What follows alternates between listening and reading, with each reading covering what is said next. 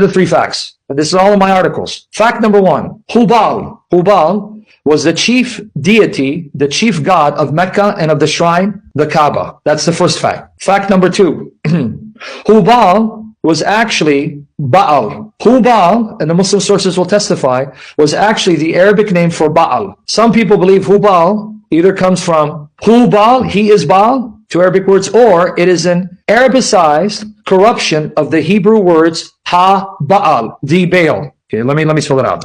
Some people will tell you that Hubal is either Arabic for who, he, Baal, is Baal, or it's the Arabic corruption of Ha-Baal. The two Hebrew words Ha-Baal means the Baal. The third fact, that obviously the sources don't come out and say it. The sources don't come out. Do you want to get blocked, brother? Make my day. The third fact, the sources don't come out and say it, but that's the logical, necessary inference, okay? Hubal was Allah, Allah was Hubal. If you actually read, quote unquote, between the lines, you're going to see Hubal was Allah, Allah was Hubal. I wanted to give you a little background on the pagan religion in Mecca. Mecca, Medina, that's Arabia. Mecca, according to the Muslim sources, is the place where Muhammad was born. He belonged to the Quraysh tribe. The Quraysh tribe, which was an Arab tribe that lived in Mecca. And according to the Muslim sources, the Meccans were into astral worship. Astral worship. Now I'll explain what astral worship means.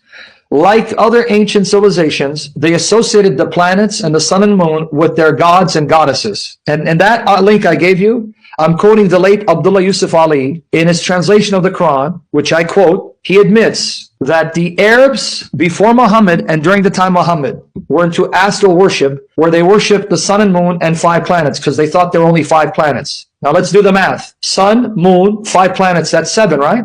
Follow with me. That's 7, right? Sun and moon and 5 planets. That's 7. Now, in many cultures, the sun was the male deity and the moon was the female deity. The sun was the male deity and the moon was the female consort, the female deity. Not in Arabia. In Arabia, the moon was the male deity and the sun was the female deity. And the sun was the consort, the wife of the moon. Are you with me there? Let me read what he says. This is a Muslim. Now, he's passed away, but he admits this. To revert to the worship of the heavenly bodies, okay? A few individual stars did attract the worshippers' attention, e.g. Sirius. First, last, and Protestant, text me if I'm buffering, because I can't see, because I got to read. I have my phone here, God, woman.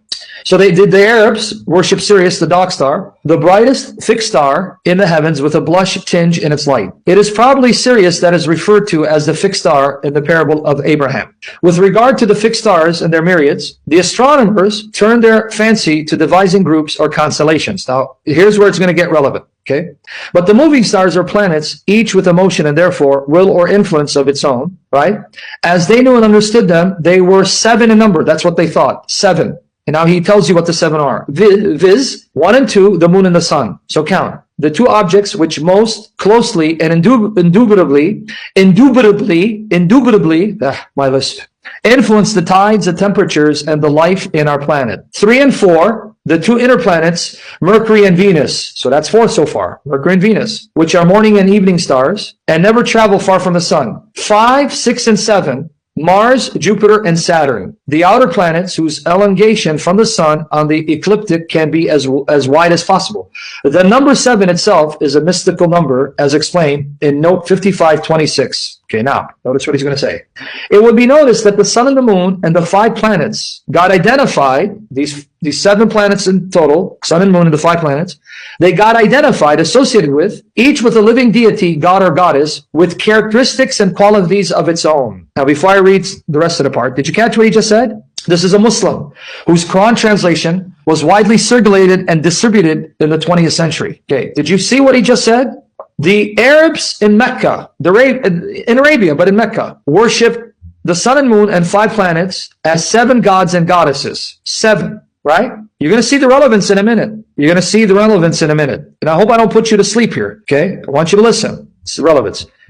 Now, let me read the rest of it. Let me skip and let me get to the relevant part. He goes, and the Arabic word for the moon, qamar, the Arabic word for the moon, qamar, is of the masculine gender. And on the other hand, the Arabic word for the sun, shams, is of the feminine gender. The pagan Arabs evidently looked upon the sun as a goddess and the moon as a god.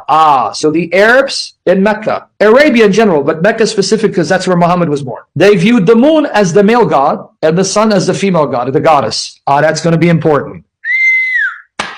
Okay, so basically, I don't need to read the rest of it, but you can read it on your own leisure. Okay, folks, let me bring out the implication. The sources teach that the Kaaba in Mecca, in Saudi Arabia, was a shrine that housed 360 idols. This is in the Muslim sources. It's not non-Muslim sources. 360 idols, okay, which Muhammad eventually destroyed. Okay. The Muslim sources also admit these are all documented in the articles I gave you. So you need to read these articles so you can have the sources to use to your Muslim friends. Well, so where are you getting this from? Here, I got it from Abdul Yusuf Ali. The pagans before Muhammad would perform what they call the rites of pilgrimage, right? Hajj and Umrah, meaning they would come to the Kaaba, and those who lived there didn't need to travel. The Kaaba, that cube building that's been rebuilt on more than one occasion in Mecca, and the pagans would run around it 7 times. 7 times. Something Muslims do to this day. Muslims adopted these practices from the pagans. Muslims, like the pagans before them, right, would run 7 times. Okay, and then there are 2 hills in Mecca called Safa and Marwa, and they'd run between these hills 7 times. 7 times. And the Muslim sources say that at one time there were 2 idols on both hills. There was an idol here and an idol there, and they'd run 7 times. Now, folks, can I ask you a question? Why did the pagans run 7 times between the 2 hills, Safa and Marwa, and run around the Kaaba 7 times? Practices which Islam adopted, Muhammad observed, and Muslims continue to this day. But why did the pagans do it? Why did the pagans do it? They did it in worship of the gods and goddesses, the 7 planetary deities. Thank you.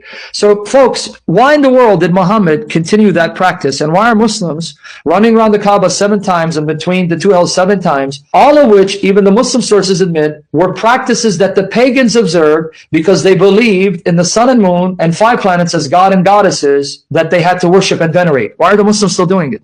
You know what their excuse is? You want to hear their silly excuse?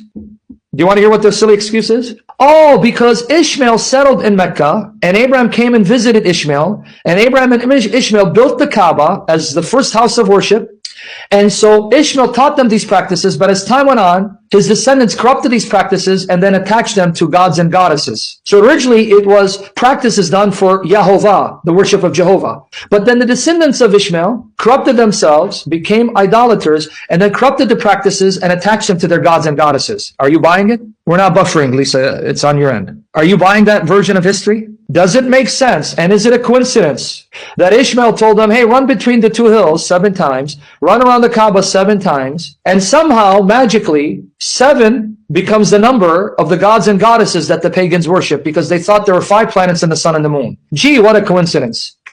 Let alone all the historical archaeological evidence refutes the claim that Ishmael went to Mecca. Because if you believe in your Bible, Genesis 21:21, it says Ishmael settled in the wilderness of Paran, and Paran is around Egypt and Canaan. It's not in Mecca. And Genesis 21:21 says, okay, Genesis 21:21 says that Ishmael married an Egyptian because his mother Hagar was from Egypt, and she got him a wife from Egypt. So he never settled in Mecca, and he didn't marry an Arab woman and sired the Arabs in Mecca. That's Genesis 21:21. All right? You with me there? So at least we can know and confirm, and the Muslims agree, this much. This much the Muslims admit. The pagans were doing these things, running around the Kaaba 7 times and between 2 hills 7 times, and there was an idol on each side of the hill. And the pagans thought the sun and moon and the 5 planets were gods and goddesses. So at least the Muslims admit that much. Yeah, that's what they believed, and they did it for the gods and goddesses. That means everything else is nothing but fantasy, fairy tale, the Ishmael and the Abraham story. That is fantasy, fairy tale. But the Muslims are admitting that that other part of the story, that the pagans observed these practices long before Muhammad, and Muhammad was observing them, even when the house was steeped with 360 idols, that part they at least admit. Now, folks, let me add another thing as we get into the evidence. You remember what the source just stated? I just read Abdul Yusuf Ali. He said to the Arabs, the moon The Arabic word qammar is masculine, denoting the fact that the Arabs viewed the moon as the male deity, meaning it was the planet, the astral object associated with the chief deity. And remember, the Arabs are what they call patriarchal society, meaning the male is the chief. So their god has to be male. He's the chief. The moon is the planet representing the chief male deity of their pantheon. You with me there? The sun is the female. Thank you, sister. God bless you. The sun is the female. The sun represents the female, the goddess, that's the wife of the male deity. Okay, now folks, the moon is the male deity. Okay, because it's the planet associated with the chief god of the pantheon, the chief god worshipped by the Arab pagans and a host of gods and goddesses. And the chief god is male. So the moon, Qamar, that's a masculine now, so it's associated with the male deity who's the chief. But hold on. The chief deity is supposed to be Allah. Follow with me. The chief deity is supposed to be Allah. He's the chief deity. He's the male deity. Well, if the moon was viewed as masculine, Qamar, and it's the male deity or the planet or the object associated with the male deity, that means you just established that for the pagans, Allah was the moon god. Oh my goodness.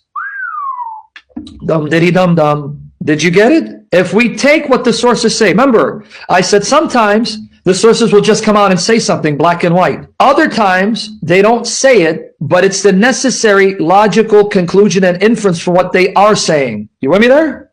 And the sources I'm going to quote will say Hubal was the chief god and Hubal was the moon god. No, TBL, it's a little more complicated. Don't get into the crescent moon, because they'll tell you the crescent moon is a symbol because they go by a lunar calendar, and the crescent moon and the 5 stars was actually not there when Islam initially began. It was the Ottomans that adopted that. So don't get too much in the crescent moon. Okay, just follow with me.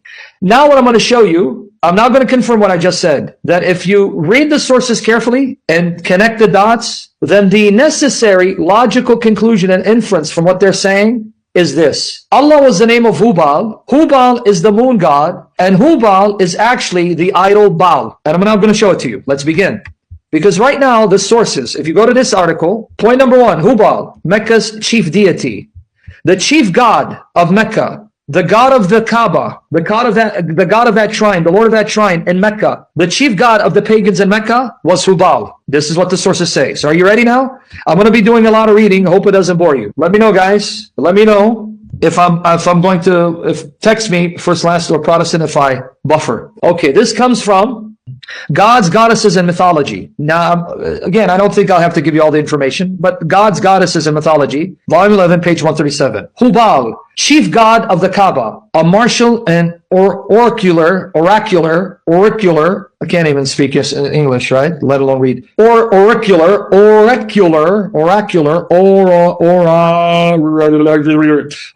deity, a moon god. What was Hubal? A moon god. Oh my goodness. Who was the chief god of Mecca, of the Kaaba, of the shrine? Who was the chief god of the Kaaba, of Mecca? Hubal. And Hubal was the moon god.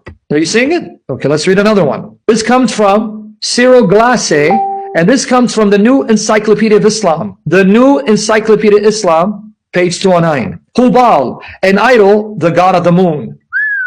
An idol, the god of the moon. What? An idol, the god of the moon? Here you go.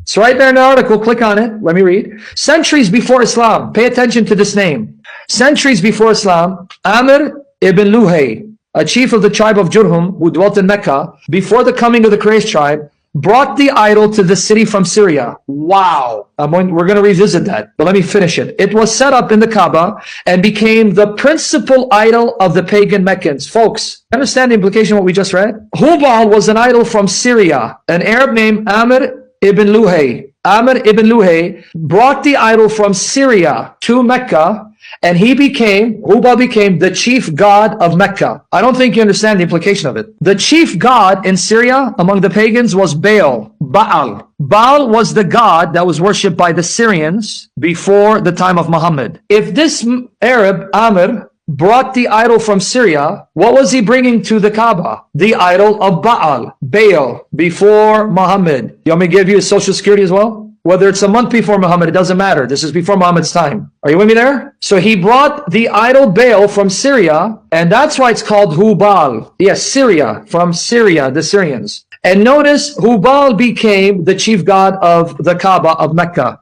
So you understand what the sources just admit? Hubal is the god of the moon. He's the moon god. Hubal was the god of the Kaaba, the god of Mecca, the chief god. Hubal was the idol from Syria. These three facts are admitted explicitly by the sources. So now let's break it down. If Hubal is from Syria and the chief god